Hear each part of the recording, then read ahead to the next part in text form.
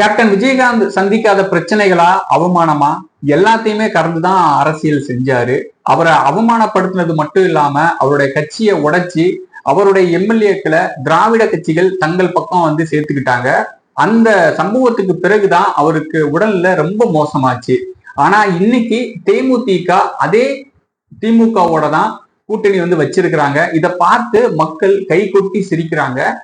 Captain Vijayakanth அவர்கள் மேல அன்பும் பற்றும் இருக்கக்கூடிய தொண்டர்களும் பொதுமக்களும் கொதிச்சு போய் இருக்கிறாங்க. அவங்களுடைய கோபம் கண்டிப்பா 2026 தேர்தல்ல எதிரொலிக்கும் அப்படின்னு உறுதியா சொல்ல முடியும். விஜய் அவர்கள் இந்த கூட்டத்துல அதையுமே ஒரு விமர்சனமா முன் வச்சிருக்கிறாரு.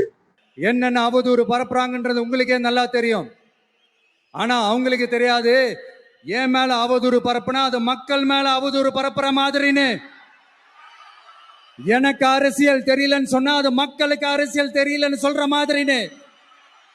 என்ன அசிங்கமா பேசினா அது மக்கள் அசிங்கமா பேசுற மாதிரின்னு. எனக்கு எதிராக செய்யற ஒவ்வொரு செயலும் அது மக்களுக்கு எதிராக செய்யற செயல் அவங்களுக்கு தெரியாம போச்சு. இந்த விஜயும் மக்களும் வேறு வேறு இல்லை.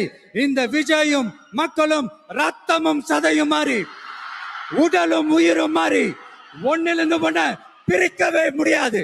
எஸ், சென்சிட்டிவான சென்டிமெண்ட், அது சென்சிட்டிவான சென்டிமெண்ட்.